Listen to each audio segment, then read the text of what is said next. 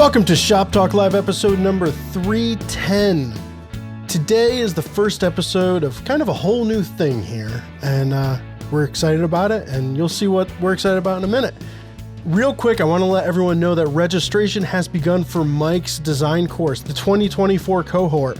This course, of all of the premium e-learning courses that we do at Fine Woodworking, this is probably one of my favorites because it is incredibly interactive. You get the chance to work through your designs on a week-by-week basis with Mike critiquing or helping or guiding you like actually your designs. It's a super cool thing to watch people start with a design that they're not sure of, and by the end of the 4 weeks or whatever, have a design they really love.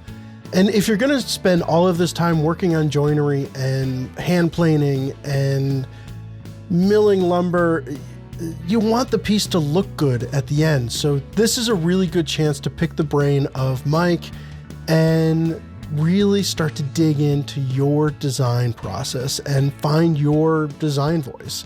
Finewoodworking.com/e-learning. Check it out. Sign up now. I really, really think you'll get a lot out of this course. All right, here we go. Vic, you and I. Yes. Are in the presence of one Amanda Russell. I know. Once again. I know. Amanda, welcome back. So glad to be back. I might put like the Welcome Back Cotter theme in. Welcome back. Definitely. So yeah, you're back. Yeah. You're back on staff. You're not even like you're on it again. Yeah, officially. We got we had all the meetings and everything. So it's official. It feels very, very official. We are super excited to have you back, of course, for, all of the reasons. And, but you are now you are partnered with me. We are a 1-2 punch duo. You are, I think we just officially put it on the masthead that's coming out. You are what am I? I'm the editor of finewoodworking.com and you're the associate editor of finewoodworking.com. Hey. So what that means is that Amanda does all the work. I'm going on vacation. I'll see y'all later. And Ben takes the credit. It's been a little. That's what associate means. It's been a lot. No, so one thing that I am super psyched about is I feel like I have had like the run of the park or whatever. I get to do whatever I want to do because there was only really one of me. Other people always around and helping and everything, but Amanda is now gonna get to walk in and say, "Nuh-uh, this is my baseball." And we're going to play my rules right now. So, so slowly but surely, I will be handing over a lot of what I do to Amanda. And, I think the first thing that we're going to experience is, I guess we always consider, me the host of the podcast. And then we have co-hosts or regular co-hosts, Vic, you of course being one of the primaries right now, and Mike and Anissa, but now Amanda is going to slowly take on some of that role from me, and this will be the first episode where you will be led by Amanda for half of the episode, or I will be led by Amanda for half of the episode, and we will go back and forth, and eventually you'll probably hear some episodes that are just Amanda running the show, and I will do nothing. I will sit there and take credit for the downloads, as always. You're in good hands, I promise. And another aspect of that is Amanda is going to be vital on the Discord server if you're there, and she's going to be keeping an eye on social media with me and all of that stuff. And, so most of the places you see me, you will now see Amanda as well. So I'm super psyched. Me too. We're going to make a This good is- team. I know it. This is exciting. You guys, it just makes me so happy that this happened. Me too. And I'd love some professional help with Discord because I don't really know what it is or how to use it. I have been on Datcord, but I don't think it's the same. What? Was that real? So, it's a joke. Great. Wow, you're really selling this. If anyone's watching, if you're on YouTube, you're seeing like me in full on confusion mode and about to Google Datcord. I'm a little bit disappointed, Ben. You are a dad.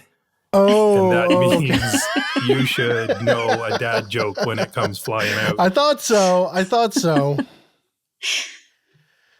Now you have to Discord. start with the guitar again. Those chords. Those Those chords. chords. Discord, that chord, and those chords. Discord, Datcord, those chords. Right. And then you can play any AC/DC song with Discord and that chord. What are we talking about? What's happening I right now? don't know. It's supposed to be a woodworking podcast, and you're talking about AC/DC and your rock and roll music, and you got the guitar behind you. What were we talking about? Discord. We were talking Discord about how is- awesome it was that Amanda is back and that she's going to be taking on more roles in the social media world, and how exciting that is that we'll have somebody who can reading the questions. Sorry, Ben. Sometimes you struggle, dude. We are off to a great Part of my start. charm. It is. It really is. It's like you just want to like pet you and Like I said, approachable. approachable. I love you, man. Well, Discord is like basically, for those who don't know, I think I've explained this before, but Discord is like you're running group text with woodworking buddies. That's the best way of describing it. So it's the Discord server that we have, there's multiple forums or multiple channels, and for people who want to talk about finishing or this and that. And when it started, we didn't have many channels, and then people started talking about CNC a lot, and so it was like, all right, let's put this on a separate channel so that people who don't care about CNC don't have to read this, or let's do that, separate things out a little bit more. And but basically, this is one thing that I've always struggled with. I apologize if I mentioned it before to the listeners, but there's so many times that like the listeners have so many good ideas and takes and perspectives, and sometimes they like they die in my inbox. Like it's like this is a wealth of information from the listeners because we know you're smart. You listen to Shop Talk, and but like. To me, Discord is where we created a spot where y'all could share your takes on what we talk about on the podcast and share that stuff with people other than me. Because most of the time I'm like, oh, that's a good idea. What do I do with this? Okay. That's it. So, that's what I hope Discord to be for us. So Very cool. And I'm just- going to check it out. yeah, well, I'll send you a link. There's always a link in the show notes. And for anyone interested, check out Discord. It's not that scary. Right, Amanda?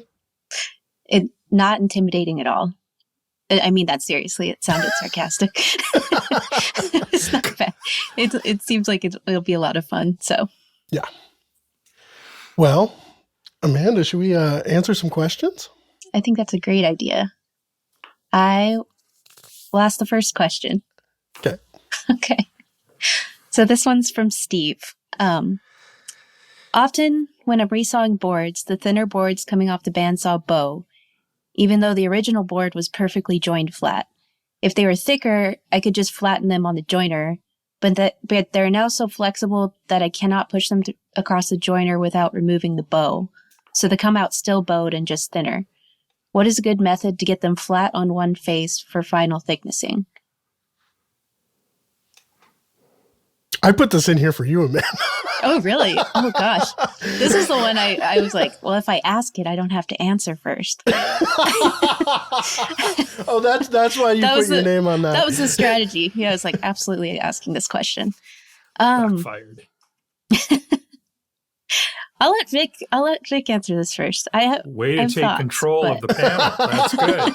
That's good. Vic, what do you think?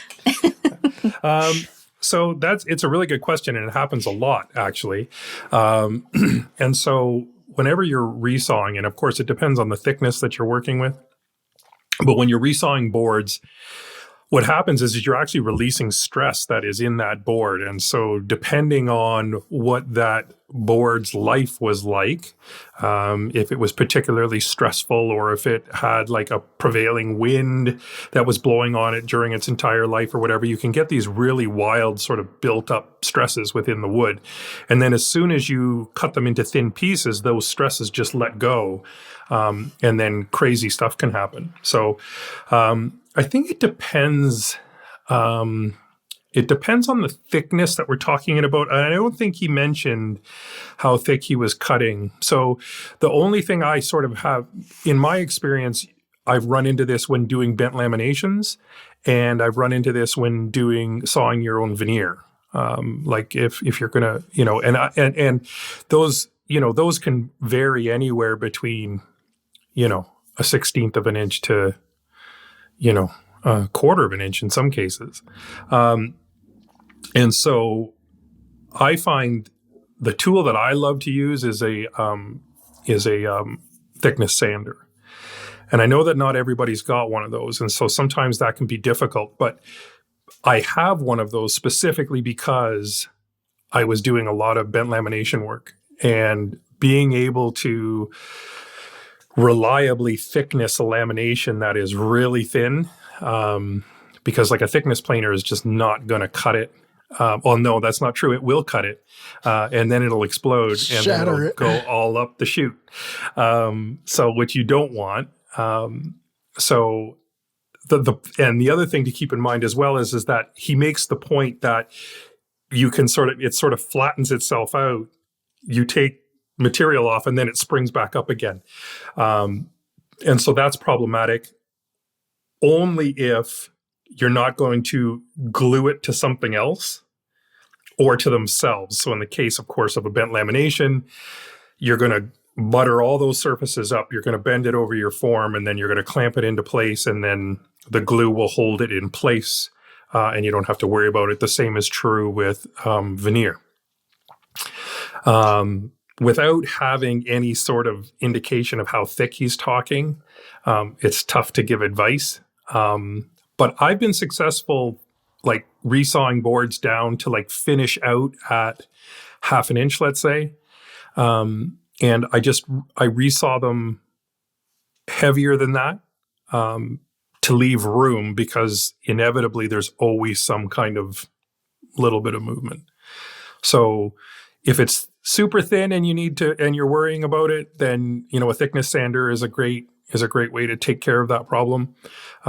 If it's thicker than that, 1/2 inch, just, err on the side of going a little heavier and then bring it down.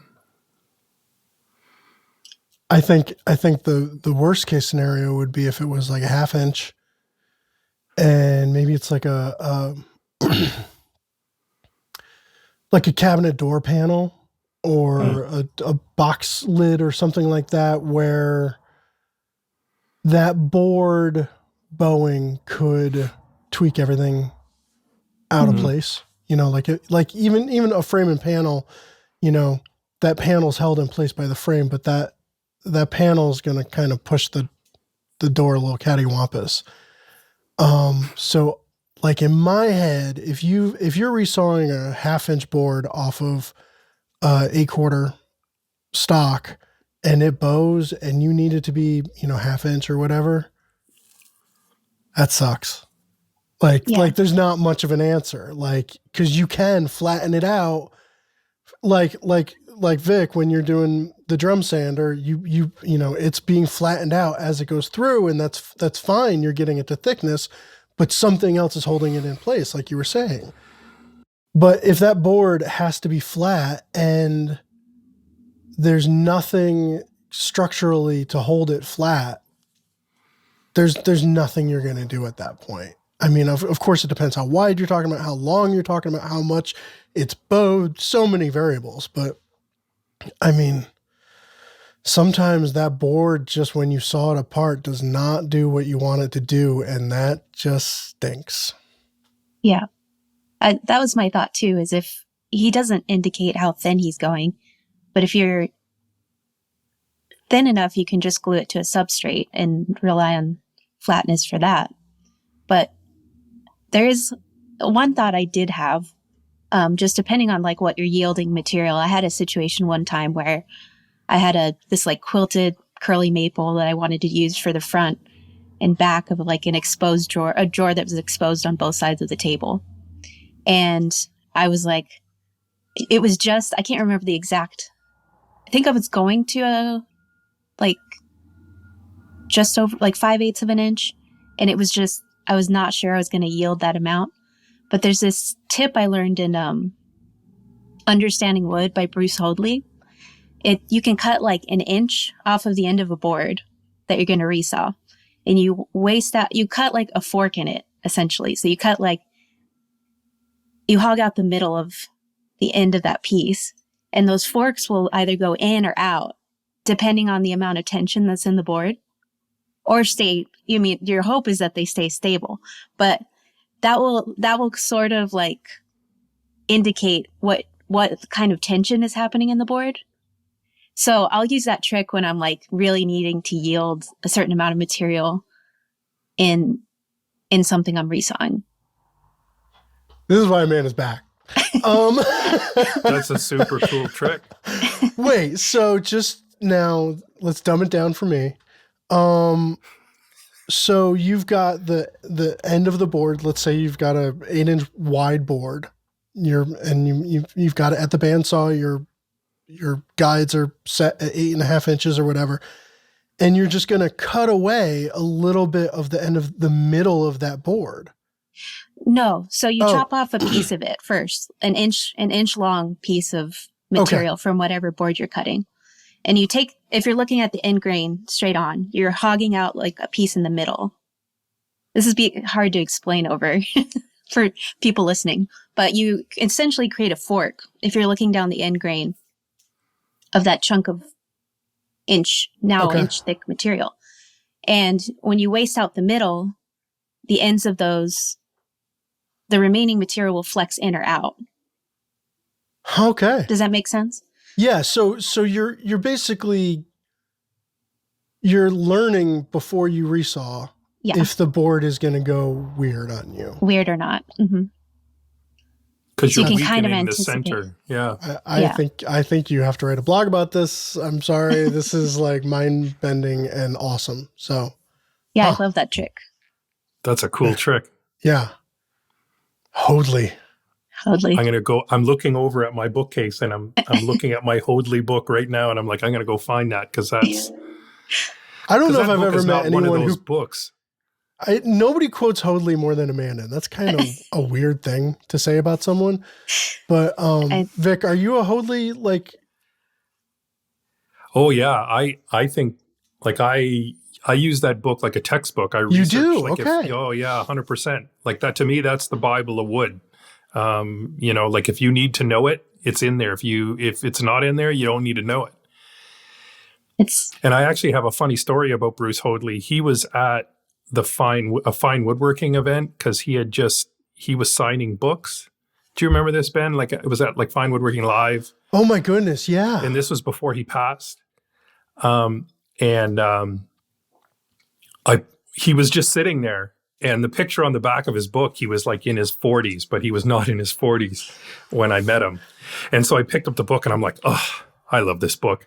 And I'm telling Bruce Hoadley. I'm like, I love this book. Him. No. And I'm like, this book is amazing. I tell my students, this is one of the first books you should buy. And I said, don't read it cover to cover because it's pretty boring, but there's a lot of great information in it. And Bruce is like, thanks. And I'm like, I looked at him and I went, oh my God, you're Bruce Hoadley. That's amazing. Yeah. But no, I use that. I love that book. I think it's essential in any woodworker's library. I have it. I've thumbed through it, but it is not a light read. So It's a textbook. It is, yeah. It's a reference book. For when sure. do you reference it, Amanda? Like when are you like, oh, I gotta go look at Hoadley? So the reason I bring it up a lot is actually my first job out of woodworking school was at a lumberyard, and they would quiz us on it weekly. So Awesome. I just retained a lot of this, but it's super useful. And I actually think Phil has my copy now, but I haven't picked it up in a minute. But yeah, there's things I've gone back to pretty often. Stinking Phil Morley stealing his apprentice's copy of Hoadley. Well, We were using it for a steam bending thing we were doing, so we referenced it then. But it's great for everything. what were you referencing it for steam bending? Like how much spring back or something to expect, or Something like that. Yeah. okay, wow, all right. Cool. And I always find how remarkable it is that a lot of woodworkers don't really have a good understanding of the material they work with. And that can be problematic, and it leads to a lot, like even just something as simple as understanding grain direction and how to read it and how to, like that alone can save you so much trouble.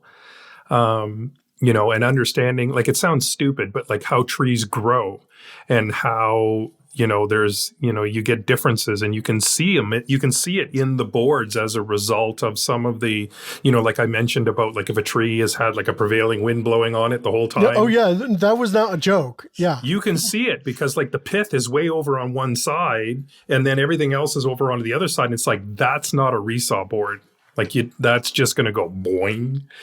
Right. Mm-hmm. So it's those sorts of things that, I mean, just the basics, understand the basics of the material you're working in. And then, like Amanda said, like if you're doing something weird to wood and you need to know what's going to happen, like it's going to be in there and you're going to understand it. But even just the woods to pick for steam bending.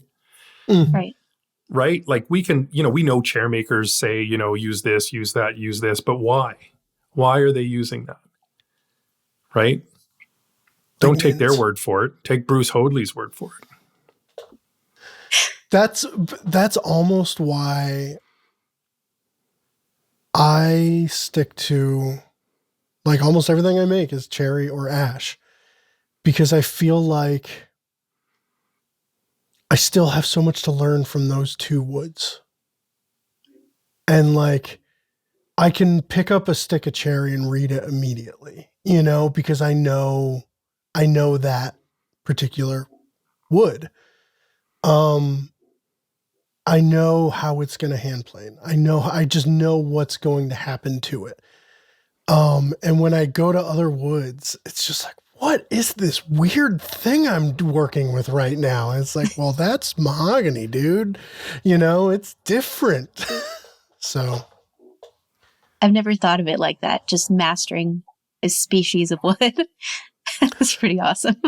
Well, it's like, Mike, white oak is, a lot of what he does. And that's probably why he's so good at dealing with it too, Mm-hmm. So. That's cool. Well, the next question on here is not tagged Amanda. So I will read this one. This one is from Bob. When you adjust for the thickness of the shavings being taken by a hand plane, you adjust the opening in front of the blade wider or narrower, if it will move. Is there any measurement for the size of the opening in front of the blade compared to the shaving thickness, or do you just eyeball it?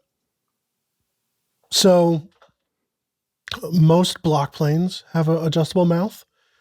A lot of Bevel Up planes have an adjustable mouth. Some Bevel Downs as well. Some, or some Bevel Downs, you can move the frog to do the same kind of thing. But do either of you have like a set method? Amanda? I wouldn't say I do. I think I eyeball it and just get a feel for it. I don't feel like it just varies so much. Obviously, if I'm taking a thicker shaving, that you usually open it up more, obviously. But yeah, I don't have a science to it. What about you, Vic? So science is a funny word. I don't know that there's a science to any of all of this, but if you were strictly speaking, if you were to adjust the mouth of a plane, you need it open just enough so that the shaving comes through. And of course, the reason, because you want that toe piece to be supporting the wood as it's being cut. That's one of the ways you can mitigate tear out. And so then if you're doing more coarse work, like let's say you have a 13-inch board and a 12-inch thickness planer, and you're not going to cut the board in half, then you need to dimension it by hand. And to do that, you want to take really heavy shavings. And of course, then you're going to open your mouth up because you're not concerned about tear out in that operation. In fact, you're almost going to guaranteed get tear out if you're thicknessing a board by hand. But then, of course, once you get close to thickness, you're going to dial that back. You're going to dial your plane back. You're going to close the mouth up. And then you're going to start getting better cuts again. So there isn't, I don't think that there's a science. I suppose you could try to apply some by measuring your shaving and then using a feeler gauge that's like, it's also a chicken and egg thing too, right? Yeah. Like, how are you going to get the shaving without the... Right. So like what I do is I eyeball it. I literally I eyeball it from the sole of the plane. I don't look from the front because there's a bunch of angles happening in there that can kind of fool you. And so I turn it around backwards and I adjust it that way so that I just see the sliver of light that I'm looking for. You also end up seeing whether or not your blade is, whether the camber is fairly well centered, because now you've got this very narrow band that you see the darkness of the blade, and you can tell if it's, centered well or not before you do your sort of preliminary shavings. But I close it up. Oftentimes I'll close it up too much by accident, and then I choke the plane, and then I have to open it up, and then I realize, okay, I need a little bit more room there. And then the other sensitive part is not smacking the toe into the freshly sharpened blade, which can lead to swearing. I had my Bevel Up jack just fly off the bench last week. Not by itself? This was one of those, like, for some reason I was like, how every now and then you do something opposite of the way that you normally do it, and everything around that situation is just weird. I was planing facing the wrong way on my bench, and I put the plane down, not on the bench. Part of it was on the bench, and I just put the plane down and let go, and it just goes, and it was, yes, much cursing. I wonder how many people out there are like me, where it's like, it's wide open, or it is like the mouth has nothing to do with what's happening, or it is just eyed in to just open enough. Like, do you, Amanda or Vic, do you ever dial it in kind of, or are you just getting the mouth out of the way, or getting the mouth where you are for a fine shaving? I do a mouth out of the way for anything that isn't a final surface. There you go. Okay. And then if it's like final surface, then I pay very close attention to what's happening. Yeah. I'd say the same. What about on a bevel down plane? How often are either of you adjusting the frog other than the initial setup? I don't know if I have. Never.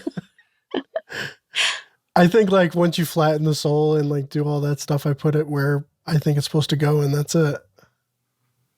Well, I think with Bevel Down planes, at least in the past, when I used them more, you would have them set up for different operations. So, like, for example, I would have like a old Stanley that was like designed for just sort of more coarse work. And so my main concern was just getting support for the blade.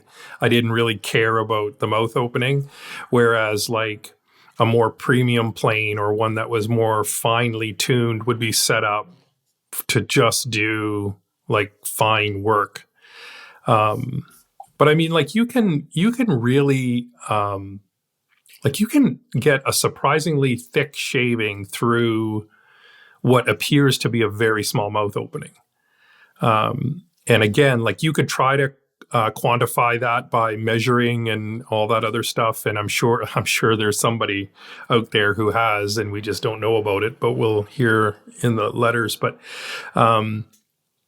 yeah, like I think, you know, even when I had like for example, a Lee Nielsen smoother, I had that thing set up so there was just like a whisper of light, and I could still take like a pretty coarse shaving, because of course you've got camber on the blade, right? So you can't close it up as much as you would like on the ends, because like the cambered part is going to hit the toe first, and so you're sort of eyeballing it and adjusting it. But once I adjusted it, that was it. It stayed that way. I think that the geometry of a bevel down, as you extend the blade, that angle is pulling the bevel further away from the mouth, from the mouth of the plane. So it's like, while it may be set up for a whisper thin shaving, if you extend that blade further, I think you wind up with a larger opening in relation to the blade anyways, right? I don't know if that's true. I'm going to measure it. I'm going to break out feeler gauges after this and measure it. Yeah. Break out the feeler gauges. Okay. I'd be interested. Yeah, knowing. And shoot a riveting video whilst doing it. Yeah, that'd be viral right there. like make you want to vomit viral? Something like that. Something like that. Yeah, so just eyeball it, Bob. Don't worry about it too much. Southernland Wells believes that your exceptional craftsmanship deserves an exceptional finish. They handcraft their full line of low and VOC exempt finishes and stains with the highest quality, cold-pressed, sustainably grown tung oil. Their polymerization process gives you the grain-enhancing, wood-nurturing, deep penetration, and non-yellowing protection of raw tung oil, but decreases drying time and allows the oil to both penetrate and build a film finish. Southernland Wells traditional oil aesthetic for the contemporary woodworker. Use code FWW24 for 10% off your first order. I don't have some. Well, I want to ask you, since you don't have something, Vic, Yeah. for a segment, Okay. have you put up any slats lately?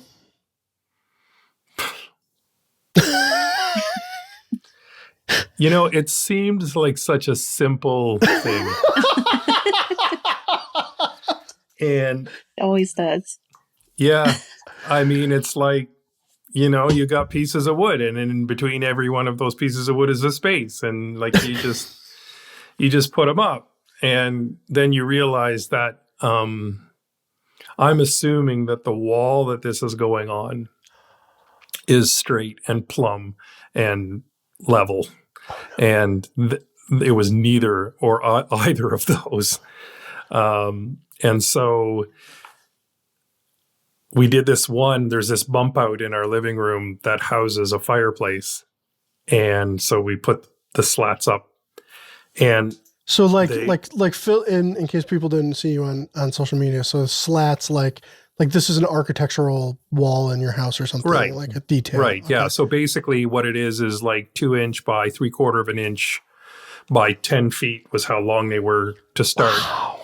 And then I used like a Osmo stain / wax to color it brown. I won't say to turn it into walnut because people will lose It their looked minds. good. It does look Yeah. good. It looks fantastic. It looked like that was really poplar, does. right?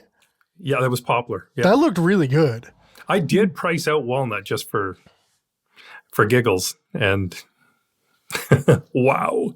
Were you But not anyway, laughing? no, it was awful. But because the fireplace was not in the center of the wall Okay. by about the distance of 2 spaces,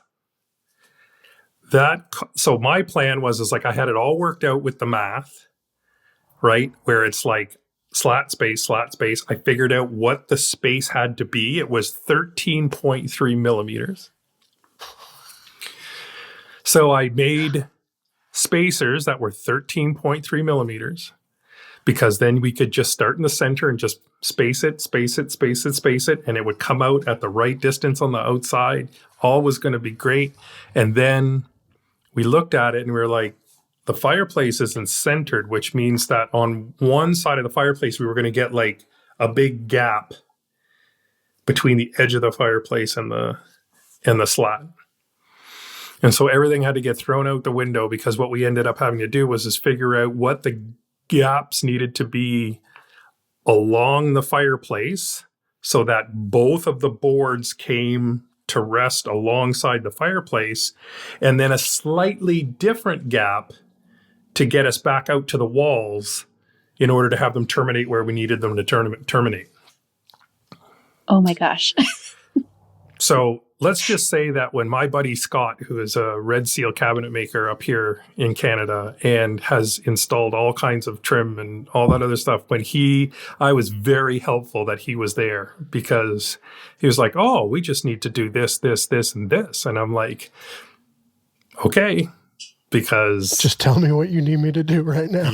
right. So I just started cutting boards to length as he was calling. And that was the other thing too. The wall is slanted, like it's architecturally, it's like slanted. And so we had an angle up at the top and so anyway, that one particular wall was a bit of a nightmare, but so you're not for gonna suckers. You're not gonna pack it up and become a trim carpenter. No, I don't think so. I think my problem is that I think too much like a furniture maker and not like a trim carpenter. And that's the problem. Like there are things that I was worrying about that my friend Scott was like, yeah, you don't need to worry about that.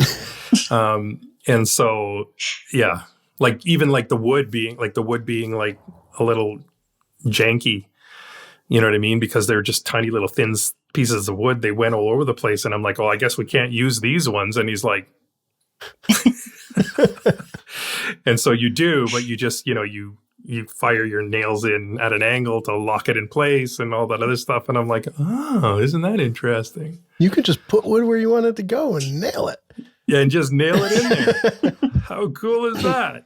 So anyway, so that was a bit of a freeing experience, being able to like not worry about like something being straight and flat, and that you can sort of finesse it or in some cases brutalize it into place. But yeah.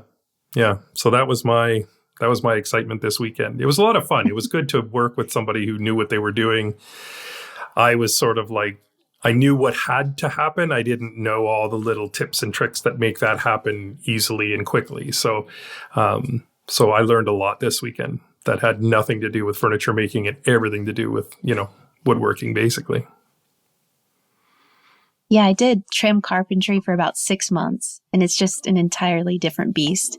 And making those, the hardest thing was making those judgment calls of when's enough. Right. And furniture making is making something to fit in a space, and trim carpentry is you're confined to the space you're working in. Right. So it's like all the approach is entirely different.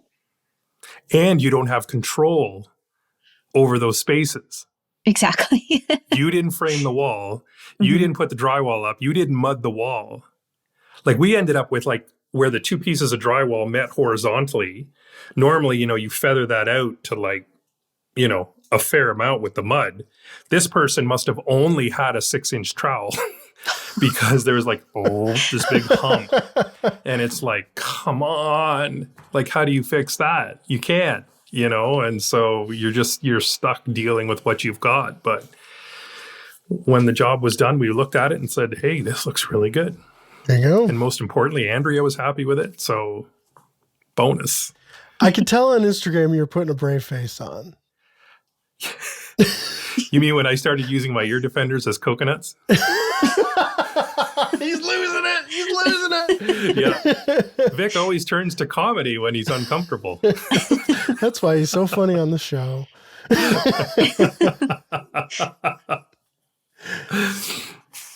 I had a smooth move. The hand plane? No, it was related. It happened during. There was more? This is one of those, like, maybe we'll call it a humble brag. So I was doing a scarf joint, and I hand plane, so I cut the board at like 15 degrees, and then you hand plane one side flat and you glue it back onto the other side of that board to make that board basically all of a sudden, a neck, a headstock of an ukulele, perhaps, maybe make it all of a sudden do that turn and still remain strong. And I never really 100% feel comfortable with that hand planed joint. In my head, it's got to be dead on. And any little hump, any little thing in that joint is going to be a problem. And it's one of those joints where it's like, I can't ever have this be a problem. This needs to be done. And I did the joint and I glued it up and it just never felt right. And I was just like, ugh. And I think I stewed over, I let it just sit on my bench for a day and I was like, I don't know. And then all of a sudden I was like, nope, took it to the bandsaw, right? And then I start hand planing the glue joint back away before I realized it was dead nuts perfect. It was perfect. It was so perfect. I had to do a double take as I was hand planing it away. Cause it was like, wow, that grain just jumped. Oh, that's where the second board was. There was no gap. There was nothing there. You jerk. Do I regret it? No, because I would have always second guessed it. But I certainly wasted a day and a half of like waiting around and thinking that I had done a job poorly. So I would do it again, but that's frustrating. That's my smooth move humble brag. I thought I screwed up, but it was perfect. Love that. Yeah. I got a smooth move too. I've been doing a run of hammers, plain hammers, for the past month or so, and needed a good way to facet a concave surface consistently. So the original hammer I just did that with a spoke shave, but I had to do 36 of them. So I was like, what's a way I can chamfer the corners of these hammer handles with a concave surface? Because I couldn't, you can't take it to a router table. But I forgot my friend gave me essentially a curved router plate base. So I was able to use the curved router base with a chamfering bit with a bearing to ride the edges of the handle the concave edges of the handle over that surface and get a consistent chamfer. Because I'm not having to deal with, it's just 2 points of contact as you're going over the... So it's not just like concave, it's concave in two directions, In right? two different directions, yeah. Oh, man. So like it's, you have no reference. No point of reference. Yeah. So, yeah, it was that too. It was like, well, I can't just make like a jig that I take to the router table because it's on 2 profiles. So that was a really neat to have that tool. And I wasn't sure what I was going to use it for a long time. Wait, so you had that just sitting around? Yeah, a friend sent it, had 3D printed a bunch of them. And because that's a very specific kind of thing. It's very specific. And then I remembered I had it and was like, this is the solution to this. And it worked out perfectly. So that would be my smooth move. That's not a smooth move. That's his all-time favorite technique, I think, or tool, or all of them. Yeah, it made me really start planning to get a 3D printer at some point. Yes. Yes. So this, did you record any of this? I do have it on Instagram. Oh, it is on Instagram. It is on Instagram. With this curved base? Mm-hmm. Yeah. Apparently, the algorithm has failed me yet again. I'm going to have to make you like a bestie so that I right. Guaranteed to get your stuff. Well, we're besties now. We just did a podcast together. That's right. Amazing. The algorithm doesn't know that, though. See? That's true. Stupid algorithm. That's a really cool way to do that. I'm always interested in how those problems get solved because my brain doesn't work that way. Like every time, I was fortunate in my education to get taught by Michael Fortune a few times, and his brain very much does work in that way where he can see how something needs to be held in space in order to use it on a different tool, whether it's a bandsaw or a router table or whatever. And his brain just naturally goes to that. And then when I see it, I go, oh yeah, of course, that makes sense. But it doesn't always come to me right away.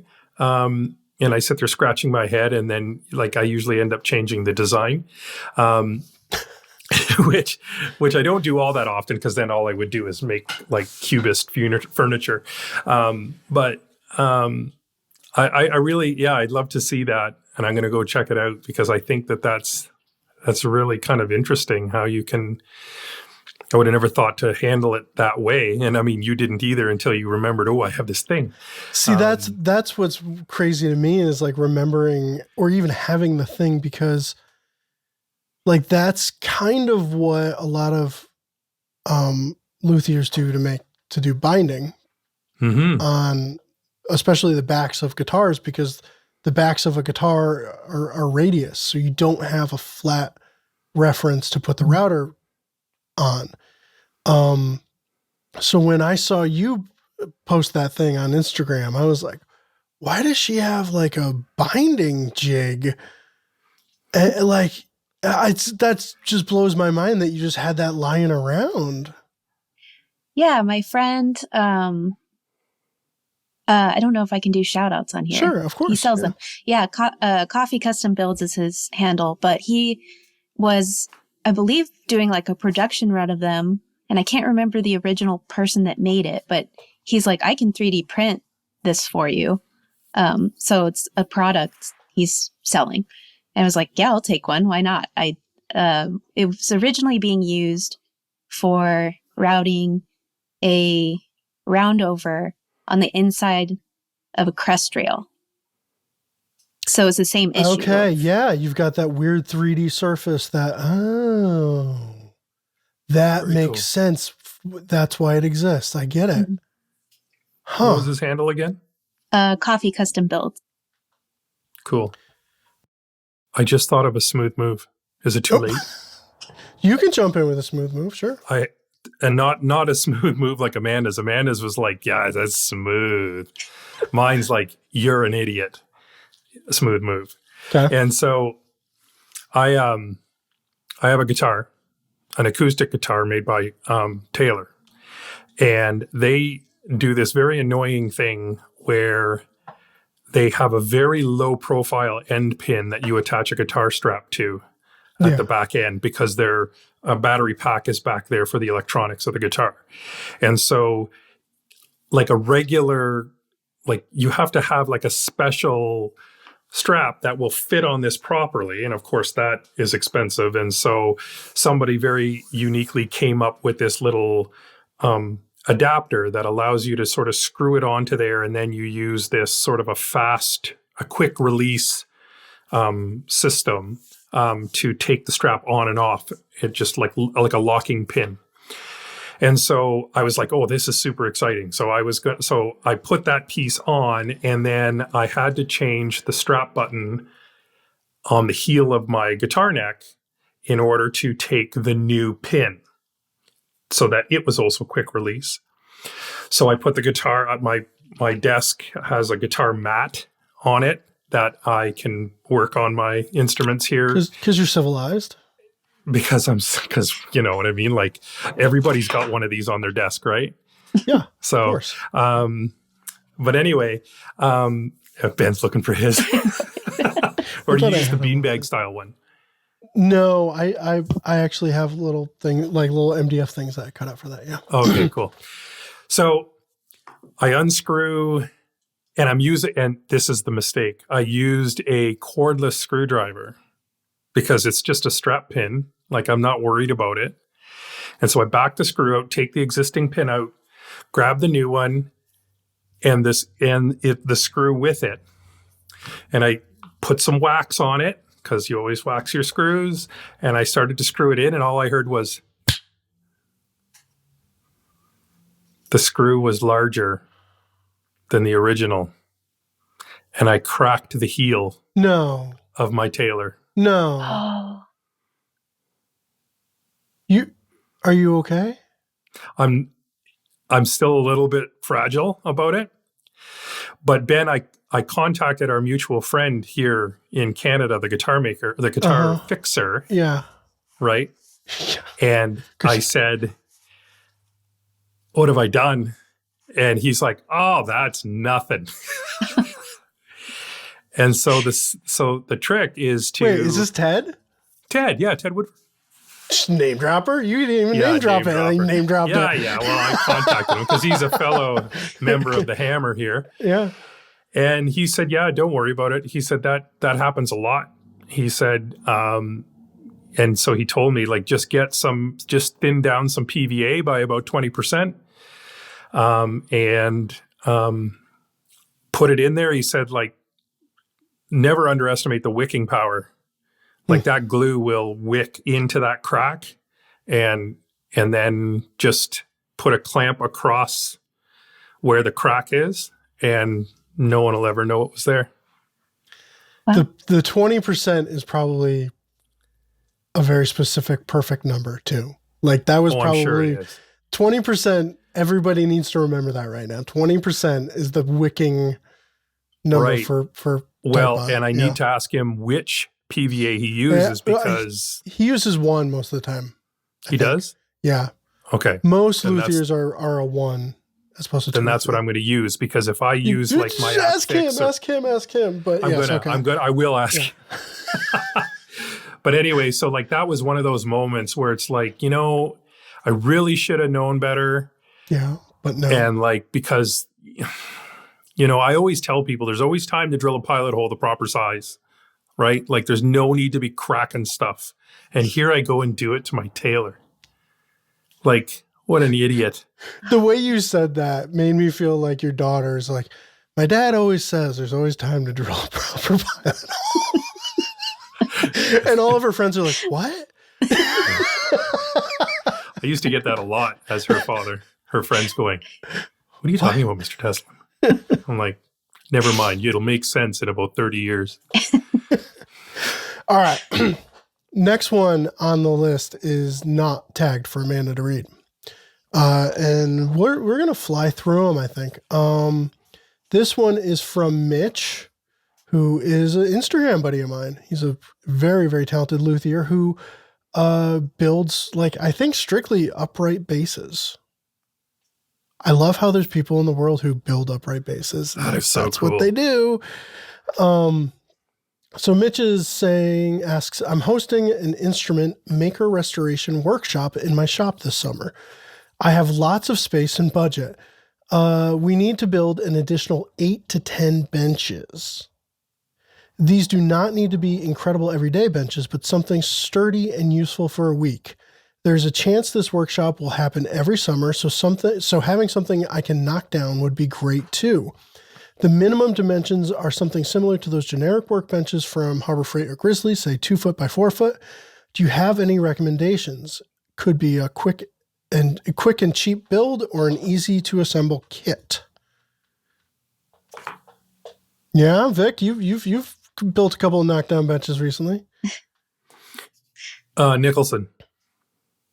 Oh, Nicholson style, yeah. Nicholson style bench all the way, because you can make them out of 2x material, and because the legs are dadoed into the aprons that are 12 inches or 10 inches wide, they are super rock solid. And then what you do is instead of attaching it with a screw through there, you drill a hole, put a threaded insert, and now you can run a 1/4 bolt through that, and then that makes them come apart together and apart super easily. You can make it however long you want, however wide you want. And because of the big wide apron, you can clamp to that apron and hold pieces in place while it's working. And then you can also do the same thing on the top. You can use dog holes if you prefer, because that's probably the easiest way to hold stuff on there. But I built a couple for the MTC benches, and Ben, you worked on one of them when you were at the show. It was a nice little bench, yeah. Yeah, there was a couple of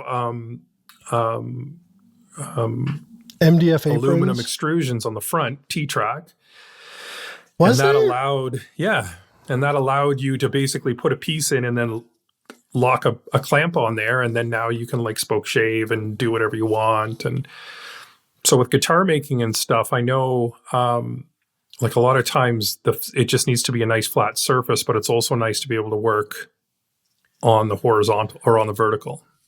If they're doing viols, violins and cellos and whatnots, I could see them doing a lot of heavy gouge work for shaping plates and whatnot. What if you made like a Nicholson style and you tried to make sure that the legs were usable sawhorses as well? If you took the top and the aprons off, because then you got sawhorses lying around too. Well, they wouldn't stand on their own. Well, I'm saying make them like a trestle foot bottom. Oh, I see what you're saying. So they could, maybe. I don't know. Interesting. I like the idea of Nicholson because it's rigid for hand planing. Well, and the reason we went with it was because I had a limited size crate that I could work with. And so each leg assembly is 4 inches thick and then however tall and wide, and then your top and your 2 aprons. And so like they literally slid into the crate like books, and then so they take up no room whatsoever. Well, so as soon as he said that, he basically is talking about making something that I just made for the show, where it had to be knocked down, it had to be and sturdy. And is that on your Instagram page, Vic? It might be on the MTC one. Okay. Well, if not, maybe we can get a picture and put it in the show notes. What's your take on it, Amanda? I had a situation where I worked at a nonprofit and I had to build a bunch of benches really quickly and really inexpensively. And so I got a base of just 2x4s and 4x4s. It was a similar situation where they needed to be able to be broken down at some point. So they were I had 2 side assemblies lag bolted together.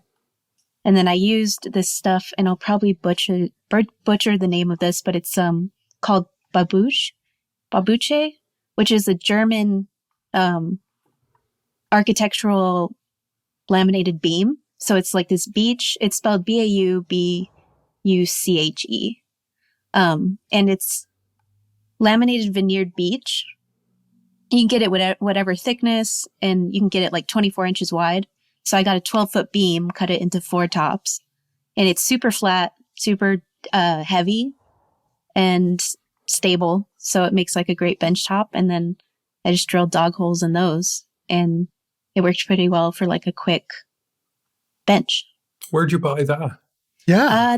They had it in Austin, and actually the Austin School of Furniture uses that for their bench tops too. So that's where I got the idea. And they just put a beech like apron on the front for this, what you're talking about, the vertical work holding. Mm-hmm. Super cool. Yeah. So but that stuff's really cost effective.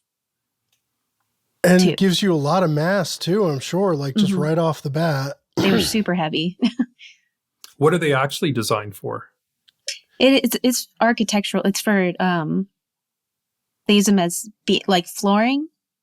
So, and structural beams also. Okay. It's primarily what they're used for. Yeah, so Nice.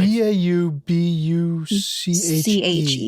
Yeah. And yeah, so it looks like a fancy LVL. Like, you know how Megan did the LVL bench, which has always like intrigued the heck out of me.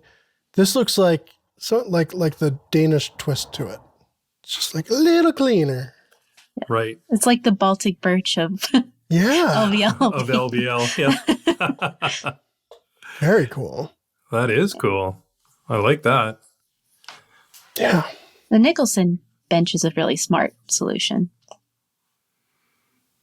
Yeah, I think there's a lot of good ways of doing it. And Mitch is probably about one of the most capable people out there who does.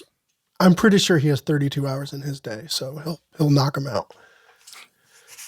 Nice. My turn, right? Yeah. So this question's from Andy. As an amateur woodworker and professional physician, I've been making routed letter benches for new infants at the hospital. The bench simply consists of a top piece and 2 leg pieces. The basic process consists of cutting a 15-degree angled groove in an 18-inch piece of 2x10 softwood acquired at Home Depot. The making of each groove is done with multiple passes on my contractor table saw. Although employing push sticks, the table saw blade remains unguarded, and each groove requires approximately 12 passes. So far, I have now made more than 200 benches, but the demand is high. The top bench piece is not light and must be pushed fully through the blade without kickback. After making 10 benches in a work session, there's some boredom and fatigue. I'm concerned that there should be a safer way to make these grooves. And he attached some pictures to kind of demonstrate what he's talking about, which is a stool with basically 2 dadoed splayed legs. So, if that's helpful for our listeners. Yeah. I think there's a simple solution. I do too. A router. I also think so. Yeah, With router, a- 100% with- with a 15-degree base. With a 15-degree base. Exactly. And he's making enough of them that it's worth making like a dedicated straight edge with a fence that you could clamp on there. And then this router just rides right up against it and zip. And maybe if you are not wanting to mill the legs to fit your 1/2 inch, 5/8 inch bit or whatever, and you want to do it in 2 passes, you're going to move the fence to the left and do a second pass to widen that. I think I would maybe make that I think I would maybe make that dedicated straight edge have like a false lip that comes down, and you do one pass and then pull up that lip, and there's your second pass, and you're done. I like that. But the height would be different. The height would be different. It needs to be done in one pass. Yeah, I guess you could just, well, I was picturing just a wider slot, and then you do a few plunges to get to your final depth, right? Yeah, but if you want like a dead flat angled slot, it needs to be done in one pass.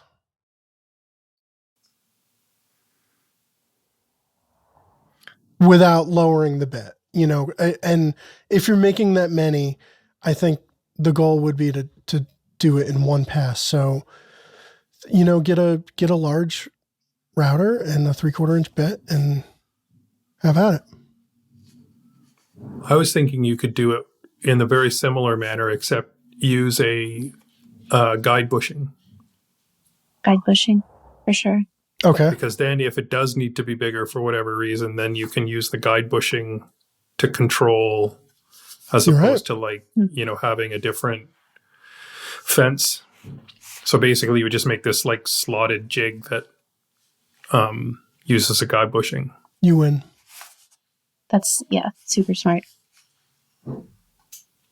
Yeah, I always think whenever I hear if it's heavy, you bring the tool to the workpiece, not 100%. The other way around. 100%. Yeah. And that's just the thing, like with table saws too, right? Like, you know what I mean? If it takes a lot of holding power to hold that in place so that nothing bad happens. And so like that's when awful things happen at the table saw, when you're doing heavy, repetitive, boring work. That's when things can go south on you. And so it's like, the router is nice. You could take it. I mean, I'm sure you could come up with some method with a track saw or something, but even then, like, it's that whole sort of repeatability thing that would just drive you doing crazy. Something 15 times as opposed to doing one thing once. Yeah. I think but for sure the little 15-degree sled, that's the answer. You could even build it such that it like clamped, you had the left and the right on the same jig, because the top is the same size, I'm presuming, or the seat, if you will. And so you would just, you would do one side and then do the other side and then be done with it. Or at the very least have it so that it references off the end of the board. Right. Yeah, like an L-shaped fence. Yeah. And then flip it around, reference, clamp. And I'm totally with you on the bushing, because that gives you the one height and not have to have, for some reason, like I'm a fan of 1/2 inch bits as opposed to 3/4 inch bits. Maybe it's just. Why is that? Because I'm scared. It's fair. 3/4 inch bit, straight bit, like, because it's larger than the shank. That's terrifying. I get terrified when I see people using a 3/4 inch bit with a 1/4 inch shank. It's like, to me, nothing good's come from that. I don't even know why they make those, I feel like. It's awful. Yeah. It's awful. Yeah. Well, I think we nailed that one. But can we talk about a couple of things here? He's a doctor. Yeah. Who is making, like, is this dude like also like a saint or something? I know. It's like, this is so wholesome. Actually. It is. This is the most wholesome thing I've ever seen. It's so philanthropic. Sure. It's just, it's like, can you imagine, like, oh, where did you get that little pinch? Well, the doctor who delivered little Joey made that. And you're just like, what is this? Who is this person? Right. Love it. And he's obviously smart. He's a doctor, but smart enough to know that these repetitive tasks are the ones that you need to be worrying about the most. So one of my private students is a orthopedic surgeon, and he specializes on the elbow and down. And you want to talk about somebody who's reattached, refixed, put back together, like he's seen direct results of what happens when like on a table saw, or if you're not paying attention or all that other stuff. So he's like super fastidious about, because I mean, he makes his living with his hands. And so he's super careful about what he does in the shop because of that. And it's like, I like to think that you shouldn't have to like be at that level of understanding in order to like really be careful in the shop. Because like I don't sew people's fingers back on, and I'm really careful about what I'm doing in the shop. So, but yeah, it's good to see people with the wherewithal that I'm about to do something that is going to be repetitive and boring and all that other stuff. I need to really be on guard for that. Yeah. So that's good. And he's a nice guy. That's amazing. Right? Yeah. I mean, we don't know everything about him, but we like you, Andy. We think you're a solid chap. Yeah. All right. Well, and Amanda, now you're going to do the outro. You can do it anytime you want, though. But okay, great. I need it tomorrow. Okay. Now, do it now. Live. That wraps this episode of Shop Talk Live. If you have any questions you'd like answered on the show, send them into shoptalk@finewoodworking.com. That's right. It's a new email address. The old one still works, but we'll be using shoptalk@finewoodworking.com from here on out. If you're watching on YouTube, click that thumbs up button, and if you have the time and really want to help us out, leave us a 5-star review on iTunes. We're now offering a promotion on one of our e-learning courses, Furniture Design for Woodworkers with Mike Pekovich. The course begins April 17th and covers over 6 hours of in-depth video lessons, live Q&A sessions with Mike, access to a community forum, and guided development throughout the entire class. Thanks for joining us this week. We'll be back in 2 weeks, and look forward to seeing you then.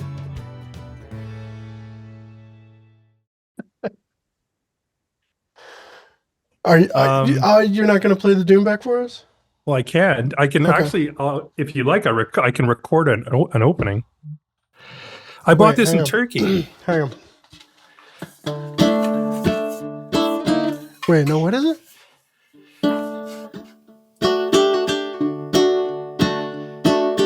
What are you playing? I'm playing the theme.